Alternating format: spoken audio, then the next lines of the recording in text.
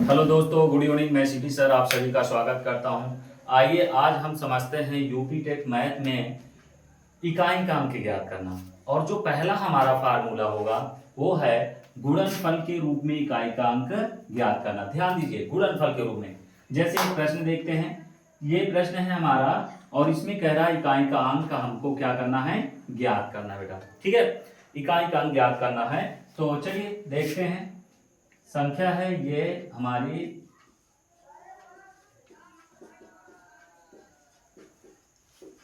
अब ये संख्या है, अब इसका इकाई का अंक हमको ज्ञात करना है। तो सर्वप्रथम हम ये देखते हैं कि इसमें इकाई का अंक ज्ञात करने के लिए क्या ये पूरी संख्याओं का गुणा किया जाए, और यदि हम ये पूरी संख्याओं का गुणा करते हैं, ठीक है, गुणा करते हैं तो हमको कम से कम 3 से 4 मिनट लगेगा। और क्या ये आपका 3 से 4 मिनट के लिए क्वेश्चन है? क्योंकि हमको एग्जाम में मिलता है 30 सेकेंड्स। कितना मिलता है? 30 सेकेंड्स। तो उस 30 सेकेंड्स में करने के लिए हम प्रश्न को थोड़ा सा बहुत डीपली पढ़ें। में इकाई का अंक ज्ञात करना, अगर हमको इकाई का अंक ज्ञात करना है तो सिर्फ और सिर्फ हमको क्या है बेटा, इकाई के अंक से ही मतलब रखना चाहिए। किससे मतलब रखना चाहिए? इकाई के अंक से ही। तो चलिए इकाई के अंकों का गुणा करते हैं। यहाँ पर देखिए ये इकाई का अंक है, तो यहाँ 7 गुणे 2, 7 दूनी 14। इन दोनों का जो गुणनफल आया वो इकाई का अंक आया 4। अब इस 4 का लास्ट वाले में गुणा करो, तो 4 गुणे 6, तो 4 छन 24। तो इकाई का अंक कितना आ गया बेटा? 4 आ गया। ठीक है, तो यहाँ पर जो इकाई का अंक आएगा, अतः हम कहेंगे कि अतः इकाई का अंक जो होगा वो कितना होगा? 4। और यही हमारा आंसर होगा। ध्यान दीजिए, अगर ऐसे कोई भी प्रश्न आते हैं तो उसमें सिर्फ और सिर्फ हमको गुणनफल के रूप में यदि दिया हो तो हमको सिर्फ और सिर्फ एक ही बात ध्यान देना है कि इकाई का अंक ही सिर्फ हमको लेना है। ठीक है, और 2 इकाई के अंकों को लेकर, जैसे ये 2 इकाई के अंक हैं, इनको लेकर हमने गुणा किया, फिर इसके बाद उसमें का इकाई का अंक जो होगा नेक्स्ट संख्या में जो इकाई का अंक है फिर उसको गुणा करेंगे, और जो आएगा लास्ट में आंसर वही हमारा उत्तर होगा। ठीक है, यदि इसके आगे और भी संख्या दी होती तो उसको भी हम इसी तरह प्रोसेस में करते कि उसके इकाई का अंक लेके इसके इकाई का अंक गुणा करते, और गुणा करने के बाद जो प्राप्त होता गुणनफल, उसके इकाई का अंक ही हमारा आंसर होगा। ठीक है, ये समझ में आया। चलिए अब इसी तरह का एक और क्वेश्चन समझते हैं। प्रश्न है, जैसे हमारे पास बहुत बड़ी संख्या ये है,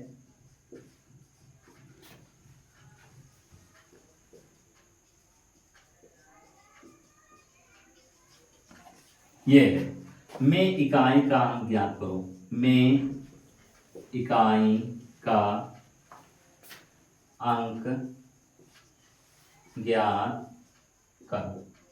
ठीक है, तो हल करते हैं बेटा। इकाई का अंक चूंकि हमको ज्ञात करना है, ध्यान दीजिए।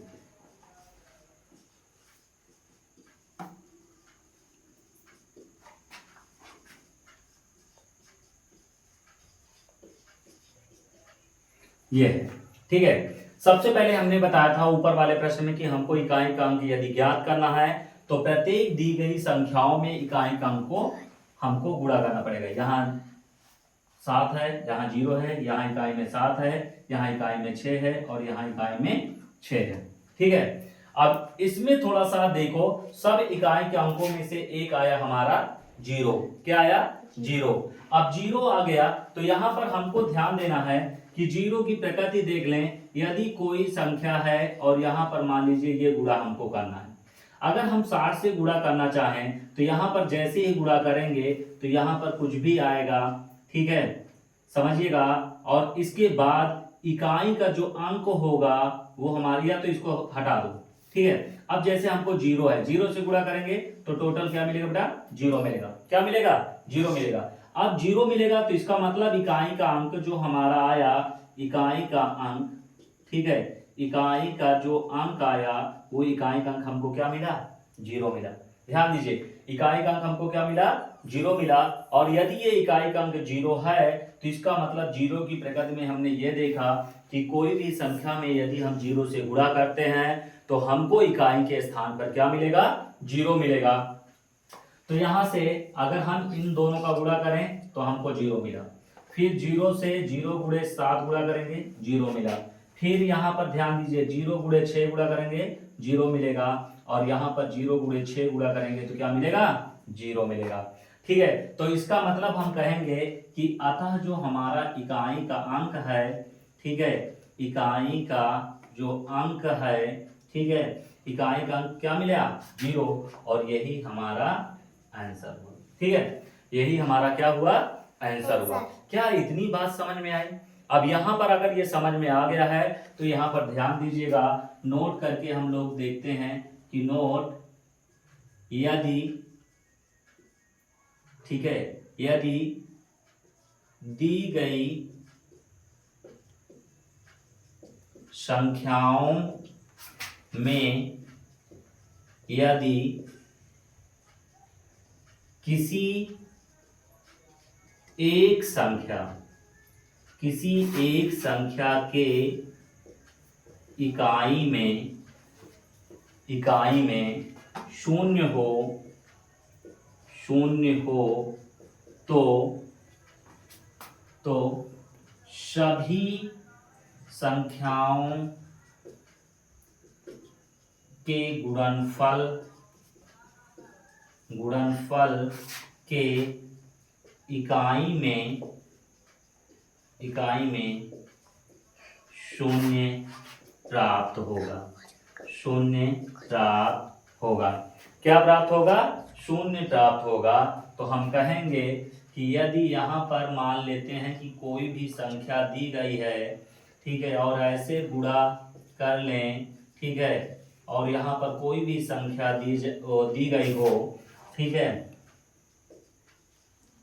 तो इसका जो इकाई का अंक होगा, इकाई का अंक वो हमें क्या मिलेगा, शून्य मिलेगा। हमको सिर्फ एक में अगर दिया हो, क्या दिया हो, एक में दिया हो तो इकाई का अंक हमेशा क्या होगा, शून्य होगा।